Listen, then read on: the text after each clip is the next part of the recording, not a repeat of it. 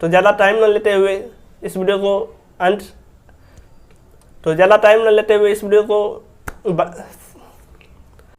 Hello भाई, welcome back to our channel. So भाई आज के वीडियो में लोकी का ड्राइंग सबसे दिखाऊंगा, वो भी कलर पेंसिल से, जिसको मैंने परचेज किया था प्रीवियस वीडियो में, आपको देखने को मिला है। अगर नहीं देखे हैं तो ज़रूर से प्लेलिस्ट चेकआउट करें। और ये रहा फ्रेंड्स कलर पेंसिल जिसका मैं यूज़ करूँगा और इस ड्राइंग को कंप्लीट करूँगा।